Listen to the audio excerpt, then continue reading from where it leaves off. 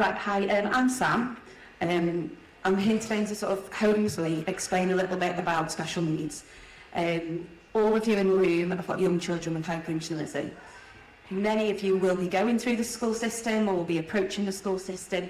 I'm here not as a medical expert, I don't claim to be an expert. I'm a hyperinsulin mum, but I'm also someone who works in SEN. So I've worked as a SENCo in primary, I'm now a SENCo in secondary. I work for a school where I'm quite pleased to say we're proud to be inclusion, we are very inclusive, and we were TES Inclusive School of the Year. So I think we're doing a few things right. What I want to kind of help you do is sometimes work out how to unlock that support, because I think it's quite easy to say, oh, the child's at school, and as a parent you want to have trust in school, and as the school they want to be able to work with you, and that sounds really straightforward, but certainly from my experience it isn't, and I think from speaking to Amanda and Sarah that is certainly a common theme coming through. So where do we want to be? Okay, every parent wants to have the dreams that we all have, the dreams of Italy, as just been really articulately explained. Our children are entitled to exactly those same dreams. However, sometimes our journey, sometimes our path to get there is going to need to look a little bit different. So our four key things, as you know, as families and as working in a school, what do we want? We want children to be happy, we want to have good relationships. Those relationships will change over time. We want them to be healthy. Okay, we've got lots of clinical professionals helping with that one. We want them to achieve well. And that stress of academics when they're 4 or 5 is quite different to us reaching GCSEs. My son, who's in and out of the room today, has just done his GCSEs. That was a really different experience as a parent and to go through it with the school as it was starting reception. Okay? And then finally, we want to feel included. One of the things that I said to Sarah this morning is actually, we've walked in this morning as parents, myself and Rob, we've just gone, because we know you all get it. We know that you all get why the kids will run out and get pastry, or why we might feel that panic when we hear the Dexcom beep. Okay? We get that. What we need is a school system, and we need schools and nurseries and colleges that can help us on this journey. So what's in the way? Because it's a very idealistic thing to say we're going to work with schools, we're going to get it right. It doesn't always go right. So first of all, the thing that's in the way is the systems. Okay? Schools are set up for neurotypical children to go through, and they are adapting to include neurodiverse children, to include children with health needs. Okay? Those systems often mean that the agendas of what is wanted and what's needed are different. So all the children need to go through school, break time is at 11:15. That's not going to work for our kids, because our kids need a snack at 9:30 after assembly. Okay, then they need one at 10:30. All right? So sometimes we've got that competition between what the system wants us to have and what our children need. Policies say no. Okay, so I won't mention any names. The school I was previously in, where I was previously SENCo, I had to put a complaint into the governors, because the policy was that my child could not be administered medication by a member of school staff. They couldn't help them with a finger prick, because they should be able to do it themselves.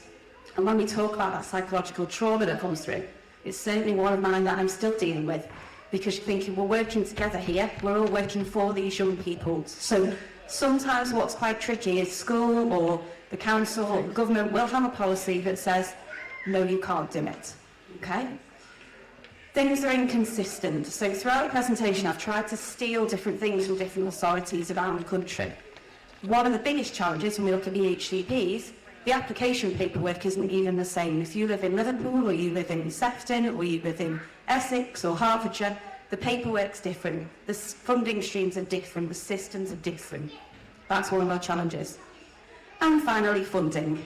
Okay, as all the clinicians in the room will say, they have difficulty with funding, trying to get the funding for different meds, trying to maintain that.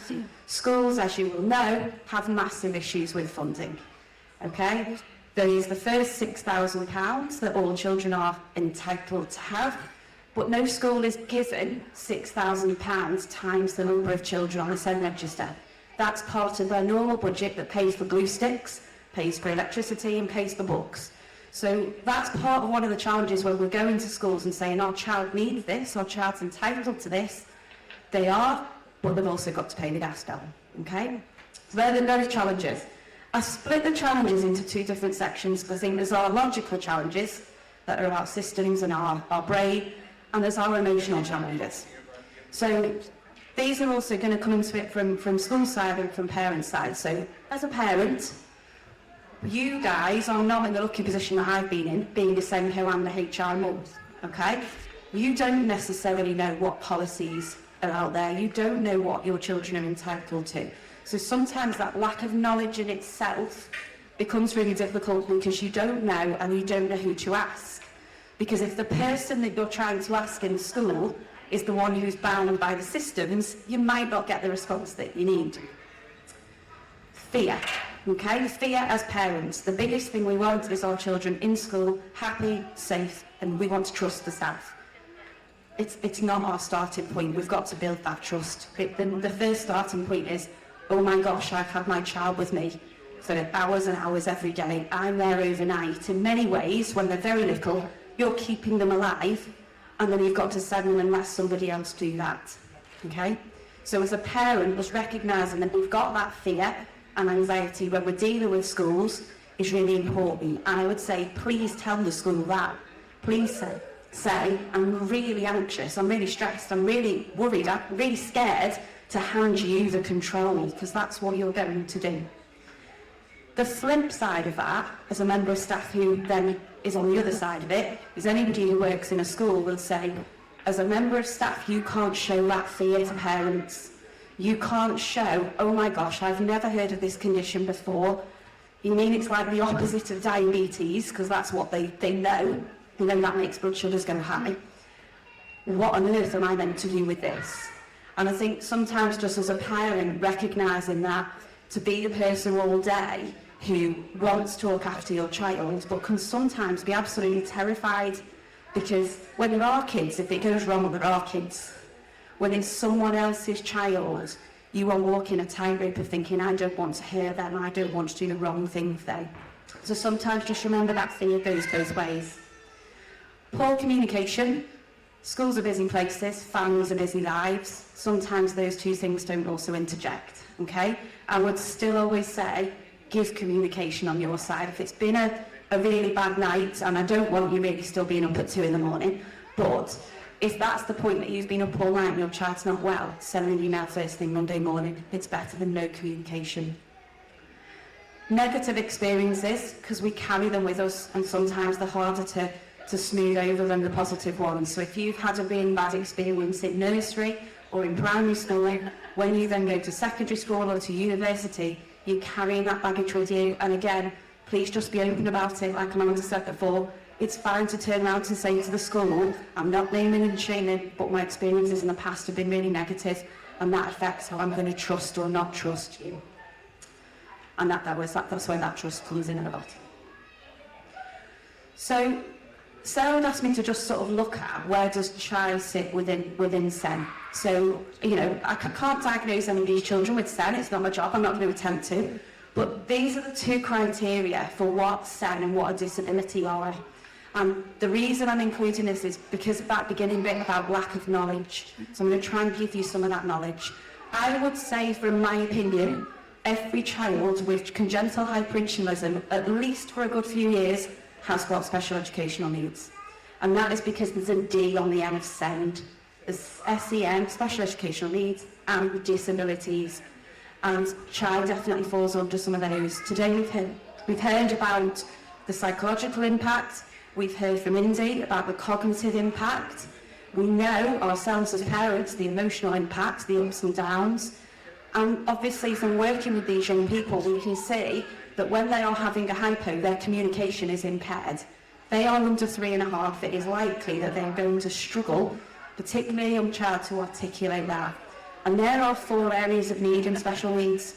And what we're saying is, our children have and need something that is different from or additional to what is normally available for children. Okay, so what everybody else gets as standard, our kids need some more. Sometimes that they need something different, so they need break time at 9:30 and 11:30. Sometimes it's that they need something additional. They need someone to help them take a snack, to check a blood sugar, okay? And again, linking that to the disability within the Equality Act, it's substantial and long-term. I think obviously you've always looked at transient, when Dee's talked about transient, some of those impacts can still be long-term. So from my point of view, and I don't mind you saying it, we were at a conference and we've been told we think our child has got SEN. That is one of the very first important parts of conversation to have with a school, okay? The other part that I've put here, and I know it looks like a Christmas tree when I did it, didn't know where else to put the graphic, is this is just a really important policy. It's quite small, but I think you are sending the PowerPoints out, aren't you? So there's a piece of DFE guidance called Supporting Children at School with Medical Conditions. It covers pretty much everything, and the school's policies should be in line with that. The school's special needs policy should take into account this document. Okay? So that just gives you a really, really straightforward way of sort of saying to a school, might be an early years provider, please can I speak to someone because my child has SEN. Okay? So once you're kind of into that system of SEN, what does that look like? So I've stolen this one, I think it's from Gloucestershire, because it was a really nice visual, okay? So what we've got at the bottom of that pyramid here, okay, is this universal provision, and then it goes up to a targeted provision. So our first bit's here, universal. This is what all children should have access to, okay? We're then moving into the middle, additional and intensive, where we're asking for some more. There's more support. It goes beyond that first £6,000 that schools should spend on your child. And then we have the specialist end at the top. I'm going to mention now the big EHCP issue that seems to be in the news at the moment. I don't have the understanding of where that's going to go. What I do have is I've been working in special needs now for over 15 years, and there was a very similar conversation about 15 years ago where we used to have something called a statement, and it changed and it moved into an EHCP, an education healthcare plan. We understand they're trying to rebrand the system. They're trying to rebrand the system to get finances under control a little bit, because too many children have moved from being able to be supported here and are now having to be supported all the way over there. What we're understanding is what they want to do is bolster this bit of the system here so that more children can be supported in mainstream schools, more children can be supported through SEN support without an EHCP being the only answer. But at the moment, what happened was they removed a certain type of funding and the EHCPs became the only answer. So we think they're trying to claw back a little bit on that system, but obviously we don't know anymore yet. So just sort of thinking about what does that look like, and I tried to take myself back to thinking if you're maybe got a 2-year-old or a 3-year-old, there's lots of little ones running around, or you're about to come into the reception class system.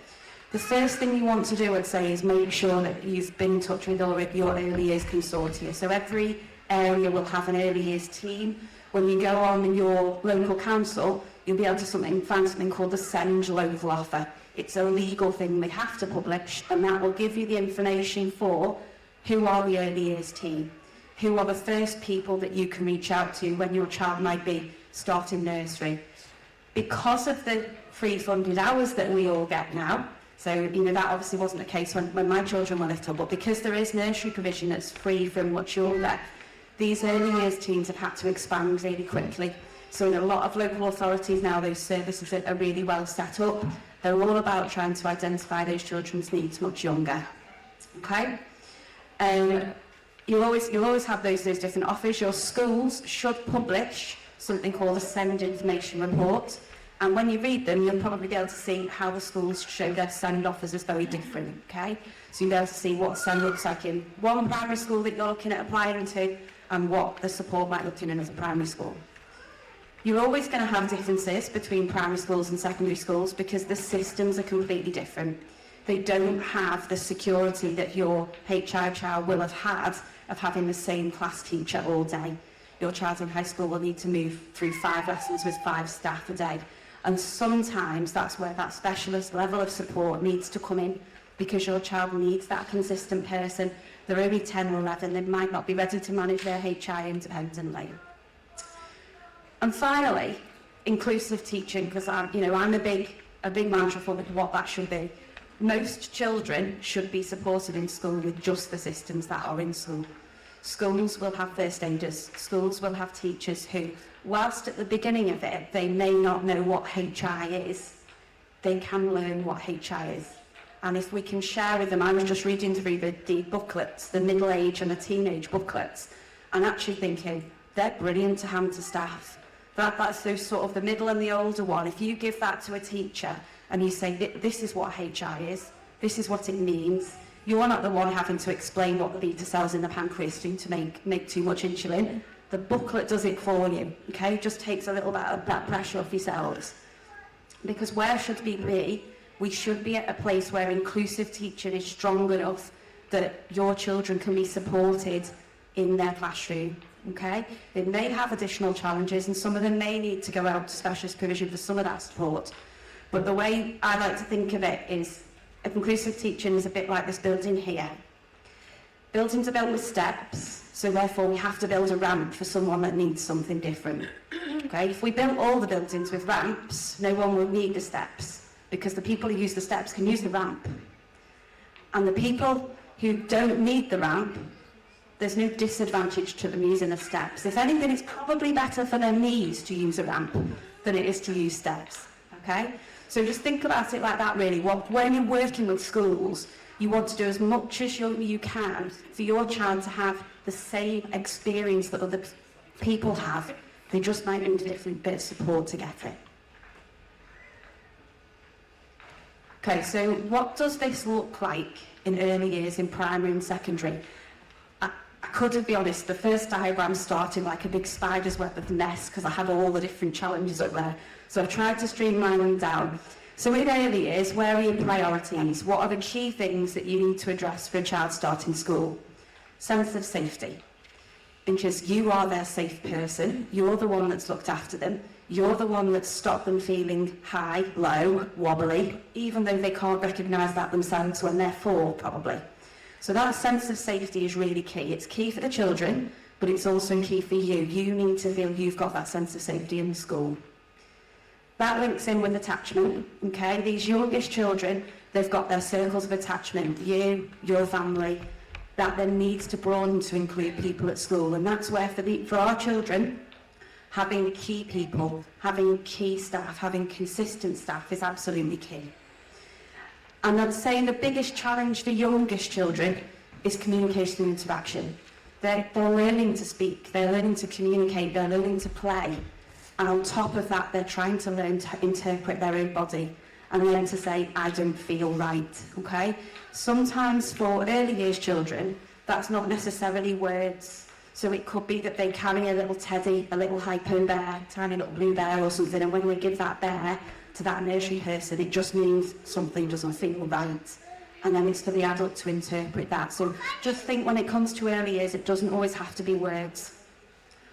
Then I've kind of gone into sort of primary, where do the challenges develop? So your child's now in school, they may be end of primary, they're heading into junior school, and it's that memory, it's the way that HI can affect memory. If they've had a low and they've been in English yesterday and they just don't really know what happened in English yesterday, and they missed the bit where they were doing the AE, magic E is what we would have always called it in school, okay? They're not going to understand magic EI because they missed that bit. So it's that memory retention, it's schools understanding, and I would say from my experience, one of the biggest challenges, schools understanding that their blood sugars will also affect their learning, it will affect their memory. Doesn't mean it can't be fixed, it just means that they might need someone to go over it with them when their blood sugars are in a normal range, so that they can then remember that and use that information. Friendships, and I'll see, as you know, as the psychology session showed us, it's how we interact. Children don't want to feel different, they want to just play along, and I think as a parent that didn't start the system with the Dexcom, but if you're now benefiting from that, I can see the difference that would really make for children in junior school. And it's that little bit of struggle for independence. It's that little bit of, can I go into the shop and buy my sweets myself? Or it might be the start of a school trip when you've still got really high members of staff and your child with HI is sleeping next door in the room to the member of staff, and the member of staff will go in, probably 2 of them, together, because that's what the policy tells them they've got to do, okay, to check on your child in the middle of the night. But we're just starting to develop that independence. Then we kind of get to high school and the older ages, and I think what memory, where it, from my experience, being able to remember facts is being able to sometimes be quite different to be able to use them. And I think from what I would say personally, that's where our son has struggled most as he's gone through high school. When his level is in a normal range, absolutely no problem, okay? But the second those sugars start to crash, actually what we see is he can't think things through, he can't work them out. So if it's a really straightforward maths question, that's great, but when it's a simultaneous equation, if he's below 4.5, he's snookered. So it's just making sure that schools really understand that this is going to affect them in different ways, and it can be really spiky. It might not be the same time every day, it might not be the same subject. You often find that when children are more anxious about a subject, they're going to be more stressed. So it's how that processing kicks in. And anybody with an older child, it's that need to fit in. I didn't start off with the word desire to fit in, but I changed it to need, because I would say what you see more and more with teenagers is psychologically their brains are moving from that bit where in the Stone Age they were with their family and that was their pack. Their brains are developing to their pack becoming their peers. It's a need for acceptance. It's a need to fit in. It's a need to be invisible. And you don't get that when you beacon and eating at different times of the day. Okay? And the reason I put that on there is, as a parent, that's probably one that we've struggled with most, is accepting it, understanding it, supporting it, and understanding that sometimes it might not go right, and then picking up the pieces when it doesn't. Because when we tried to restrict that too much, what we got was a lot of kind of anxiety from our son and a lot of resistance to it. So I think it's schools understanding that those are the things that fit in. Because at the end of the day, I did say the system is the system. And what's really hard is you will often know that perhaps your child is brighter or able to perform better than that school report says. Because the school report is saying, well, they go up and they down, they go up and they go down. The GCSE exams, you know, when they've got 2 in a day and they're 3 hours each, it might impact their performance. So it's just always remembering that academic performance is part of it, and it's the bit that the school system tests. So we want to do everything we can, because at the end of the day, the school wants the same thing as you, and that's for the children to achieve. Okay, so looking at what does that intervention look like, so trying to give you the bit of knowledge to argue back with the schools if you need to, is your child's on the SEN register and you think they need more support than they're getting, okay, or you're not sure what that support should be. The system should be, and it's very clear, 4 words in the code of practice: assess, plan, do, review. So every term there should be an assessment of what your child needs. Doesn't always have to be a big meeting, because sometimes for our children that won't change, but we consider it every term.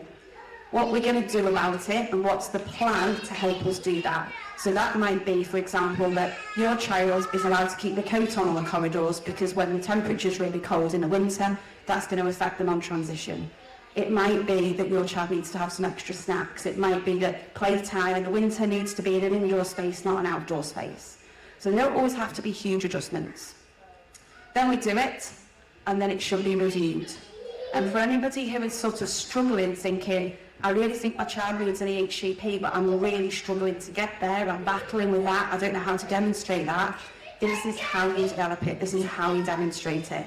So what you want to be seeing is those cycles going round and round. And this impact bit at the end, it's not always going to be positive.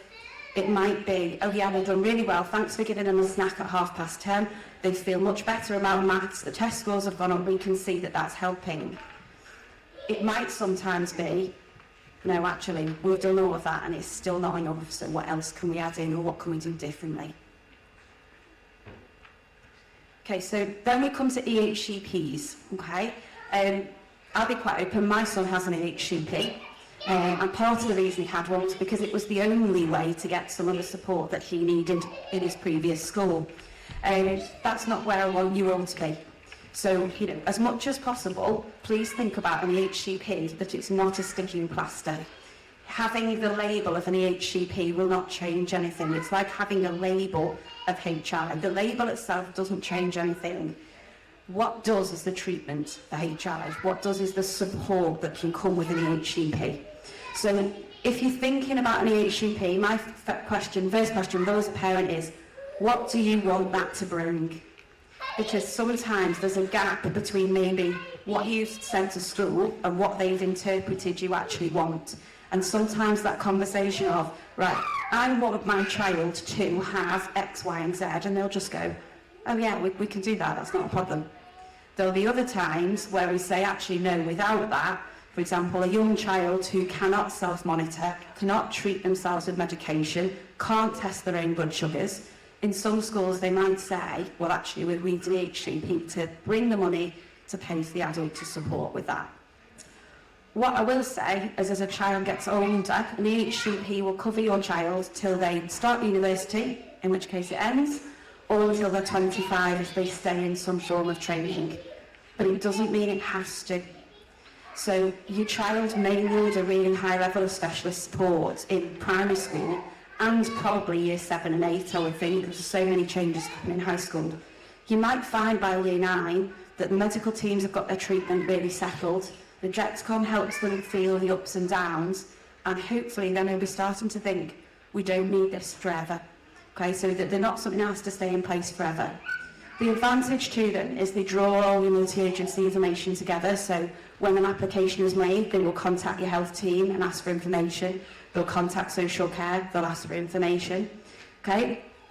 The idea being that an EHCP should enable independence. And I put a hyphen in disable, because what I mean is it shouldn't take it away.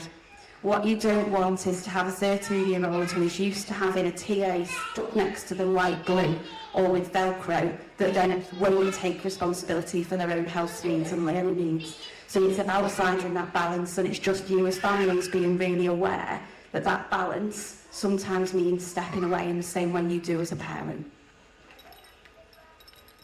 Okay, so how do you make yourself heard? Because some of you may have feel like, yeah, I know all that, I've been screaming from the rooftops for ages and nothing's changing. So I split it again into the logical and the emotional. So first of all, as early as you can, ASAP, the first thought that you have after you've dealt with your initial diagnosis is please reach out to your counsel for their local offer. If they're in early years, make sure that they know about them way before they start reception. Don't wait for a school to be named, because although the school can't work with you till then, your local council teams can, and that's really important. Multi-agency teams, because again, a lot of your schools will not know what HI is. My child is the only one in the 3 schools, well, in fact, in our local authority, is one of the only ones that we know of with HI. There are not many. Schools are going to need time to understand what that is. Okay? Have clear aims, so when you go into the meeting, know what you want to get out of it.